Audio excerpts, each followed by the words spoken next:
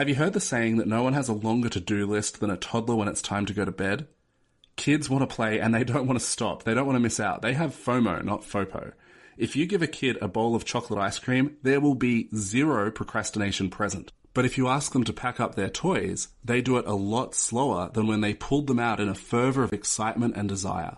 They don't want to go to bed, and so they will expertly, productively procrastinate. Hey you, I'm Mark, husband of one, father of three, maker of puns, climber of trees, grower of businesses, pitcher of tents, occasional cutter of cheese, word nerd and lover of families. Oh no. Oh no, not yet. No. Oh, here he comes. Where's my oar?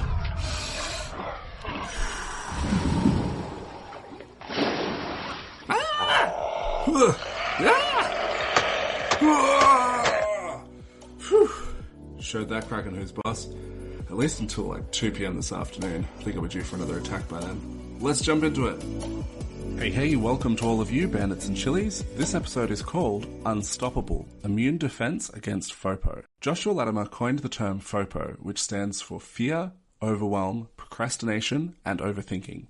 Essentially, the concept is that if you're struggling to do something or to identify what needs to be done, it is probably one or more of these 4 elements that is the real issue. Fear of failure, fear of success, fear of losing money by trying the thing, fear of delegating responsibility, fear of change, fear of not being needed in the same way because you hired someone else into a specific role that was previously handled by you. Overwhelm, not knowing what to do or what to do next, not having a clear path, feeling conflicted about multiple ways to handle a situation. Procrastination, maybe it's doom scrolling, or maybe it's productive procrastination, in which you can justify to yourself doing something else that also needs to be done as a covert way of avoiding what really needs to be done. Sneaky tactics. You're so good, you could probably even fool yourself with that one. Overthinking. Perhaps you have a new landing page or flyer that you're designing, and you keep iterating elements on it from green to blue to red, back to green, smaller, larger, including this text, changing the offer, deciding you don't like the way you look in that photo. Done is better than perfect. Massive imperfect action is where it's at. So that's a super quick intro to F.O.P.O. Identifying this with a handy dandy little acronym that will help you remember it is a great start, because then you can have a better chance at digging below the surface and actually finding out what's going on. But how do you then fix it? Well, Josh has a great back-of-napkin way to deal with F.O.P.O. Each element has a specific antidote. So, from the top, fear. Fear is overcome by action. Just take action. Move towards the thing and get it going. Get it done. Have you heard of the difference between cows and buffalo when there's a storm? Cows sense the storm coming and react with fear. They may lay down in advance of the storm coming or even as it arrives, paralyzed with fear. Or they may attempt to run away from the storm. Buffalo, on the other hand, will run towards the storm. As the storm chases, catches, and passes over the cows, they will spend more time in the storm as a result. But the buffalo, by running towards it, will minimize their time in the storm. So when there's fear that is slowing you down or holding you back from taking that next step or hiring that employee or running that marketing campaign or looking in depth at your numbers for your business, don't run away. Don't lay down. Don't be paralyzed by fear. You are giving that storm additional power over you. Instead, run towards the storm. Take control. You're the buffalo. You're in charge. Charge! So, action counteracts fear. Next is overwhelm, and this has its antidote in prioritization. If you feel like you're drowning and you don't know what to do next, what issue to address, which person to say no to, or how you're going to find the time to do everything, stop. Take a deliberate break, maybe make a cup of tea or go for a walk, and then spend 15 minutes working out a priority list. What is the most important thing to do next? Which one thing needs your full attention? You can't give 10 things 10% of your attention each. That's just not how it works. So even though you feel as though you don't have the time, that is precisely when you need to make the time to take a break and work out where you can deploy your attention. If this is a bigger, more chronic issue, you may need to take a long weekend or a whole week break to go, take some space, get some distance, and find some clarity regarding what you need to focus on next. Prioritization can be its own challenge because it requires you to have a destination. Alice asked the Cheshire Cat, "Would you tell me, please, which way I ought to go from here?" The Cheshire Cat said, "That depends a good deal on where it is you want to get to." Alice said, "I don't much care where." The Cheshire Cat replied, "Then it doesn't much matter which way you go." Alice then said, "So long as I get somewhere." The Cheshire Cat, "Oh, you're sure to do that, if only you walk long enough." If you're having trouble identifying what your why is, what your purpose is, where you want to go, these can seem like such big questions that require such specific answers. But you can start with a quick sketch that will put you in the neighborhood of where you want to go to. You can worry about the street and house number later, but just move in the general direction. One way of doing this is by writing down things that fall into the categories of the Ikigai Venn diagram. Ikigai.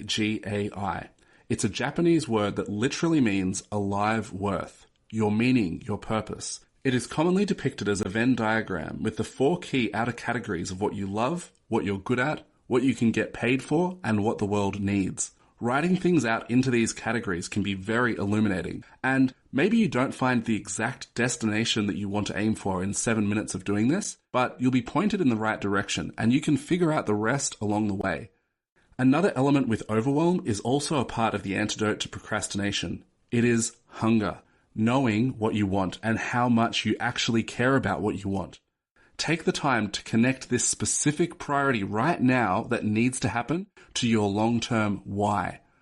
What is it that's motivating you to do this? What do you want? How does this thing that you need to do now help you to get there? Have you heard the saying that no one has a longer to-do list than a toddler when it's time to go to bed? Kids want to play and they don't want to stop. They don't want to miss out. They have FOMO, not F.O.P.O. If you give a kid a bowl of chocolate ice cream, there will be zero procrastination present. But if you ask them to pack up their toys, they do it a lot slower than when they pulled them out in a fervor of excitement and desire. They don't want to go to bed, and so they will expertly, productively procrastinate. I need some water. You get them the water. I need to go to the toilet. Take them to the toilet. I'm hungry. You get them a snack. I need to make sure that my flamingo is all right. You check on the flamingo. Can you get me the bicycle blanket? You get the picture. They have their avoidance strategy down pat. So if you attempt to prioritize and this doesn't solve the issue, or if you are procrastinating, then it may require you to take a deep dive into what you want. Do you really want that? Or is that just something that you're telling yourself? Is that just what you think that you're supposed to say? Why do you want the thing that you're claiming to want? Build the desire. Stoke your hunger. Lastly, we have overthinking. The antidote to overthinking is parameters. The number one reason why people overthink is because they can. You cannot overthink if the house is on fire. You are forced to make a whole bunch of really quick decisions. They're probably not going to be perfect decisions, but you do not have time to overthink them. So put some constraints in place. Use deadlines and accountability as parameters to channel your work. If this doesn't cut it, add some panic into the mix. Light a fire under yourself, perhaps publicly call your shot. Make a pledge or commitment to do something that you would hate if X does not happen by Y date. I'm referencing a little diagram of notes that I took when Josh was explaining this, and so I'm very conscious that this is a lot clearer from my little piece of paper in front of me than it will be for your ears. So, to recap, F.O.P.O stands for fear, overwhelm, procrastination, and overthinking. Sometimes it can actually be difficult to identify which of these is causing you issues. Rather than worrying about which antidote goes with what, I think it's simplest to take an inoculation against all strains of F.O.P.O by having one single injection that fights any potential for F.O.P.O to slow you down. So when you're feeling stuck, moving slow, not getting things done, make an action plan that consists of the following ingredients of happy. This is going to be happy with a triple P. Hunger, action, prioritization, parameters, panic, why, as in your why. So technically that starts with a W, but this is the best I could do, right? This is the acronym that we're working with. Happy with a triple P. At the moment, I'm finishing the book The One Thing by Gary Keller. In it is what he calls the focusing question. What is the one thing I can do such that by doing it, everything else will be easier or unnecessary? This question is really the backbone of the entire book, and it's a good book. Definitely recommend it. It's one of the books that shaped the thinking of James Clear, the author of Atomic Habits, And there's lots of echoes of that book in this older book. Anyway, various formulations of that focusing question are used as examples to highlight the key elements of the question which make it so powerful. Reading The One Thing is what made me think of combining these elements of happy into one kind of inoculation to combat each element of F.O.P.O. Don't worry, it's not an mRNA vaccine. It's perfectly safe. Anyway, to bring this to life, let's create a fictional character named Arthur. There he is, summoned into existence within our collective consciousness. Just like that, Arthur is wandering the corridors of your mind. Arthur, your fly is down. Great. So Arthur feels stuck with his business. He's stressed, has minimal mental bandwidth, and needs solutions, but isn't even sure that he has yet found the problem. Arthur takes 20 minutes and writes down a list of every possible thing that he can think of which should be done in his business. Hiring a VA, getting new clients, working on his social media presence, responding to the 119 unread emails in his inbox, calling 7 clients, 2 employees, and 1 supplier back, servicing one of his vans, doing an inventory and placing an order for new stock, finishing 4 quotes that have been harder than he'd planned, buying more toner for his printer, taking some paperwork to be signed with the stat deck for compliance with a contractor, reviewing his numbers to find out where the money is going anyway, and 48 other tasks that we won't even bother to mention. You get the picture, right? You've been there. He's stressed. He doesn't know what to do. Arthur plots these out on an Eisenhower matrix. You know, urgent versus non-urgent, overlapping with important versus non-important. After focusing on the critical 7 of his emails and getting the 4 quotes and 10 calls sorted, he has identified the next large issue to be customer acquisition. And now he feels stuck again. He's not sure if it's fear or overthinking, but it doesn't matter. He reaches for his trusty inoculation template. Arthur's plan goes something like this. I will spend 3 hours or $300 per day on customer acquisition for the next 10 days. This is the key priority in my business right now. I need to build a runway with our schedule to facilitate our next hire, which will take the pressure away from me and get me off the tools. I want to get off the tools so that I can spend more time systemizing the business to prevent the type of situation I find myself in today. I want to build a large and stable business that can support myself and my family so that we have the time and resources to grow together and to be a positive force in our sphere of influence. I will not attend to any other work until I have completed my day's due in regards to customer acquisition. I will announce to my team that for each day that I fail to achieve my set quota, I will do a Facebook Live of me following along to an 80s workout video decked out in classic 80s gym gear. Were you able to see the ingredients of the H.A.P.P.P.Y happy acronym, whatever we're calling that, right? Hunger, action, prioritization, parameters, panic, and his why? By spending the time to formulate his plan like this, Arthur has put the weight of all of those various elements to work in his favor, and you can too. You've probably heard the old tale about the new lumberjack. He's had a little experience, but he's been paired up on the job with an old lumberjack, just the two of them working in this particular forest. The young lumberjack stands tall and strong, in his prime, whereas the old man has a slight limp and looks worn from years of hard labor. They get to work in 2 nearby parts of the forest, and as the younger lumberjack contemplates the work ahead, he feels that he'll be doing more than his fair share and picking up the slack of the old man. As the day progresses, he feels that this is confirmed, for as he swings his axe tirelessly, he notices frequent bouts of silence from the old man's side. At the end of the day, the young lumberjack goes to check on the old man's work and is shocked to see that he has felled twice as many trees. He asks him how he could have possibly done this because he had heard him taking several breaks throughout the day whilst he himself had kept working. The old lumberjack says, "Every time you couldn't hear my axe, I was busy sharpening it." Strategically approaching how you spend your time in your business and crafting a plan that inoculates against F.O.P.O takes a bit of time. Maybe it's 10 minutes, maybe it's 3 hours, maybe it's an entire weekend. It can be easy to think, I don't have time, and to continue brute forcing your way through without the benefit of clarity, without the benefit of stoking your desire, without the benefit of placing motivating constraints and fears, etc. But that thinking is flawed. It does not save you time to skip planning.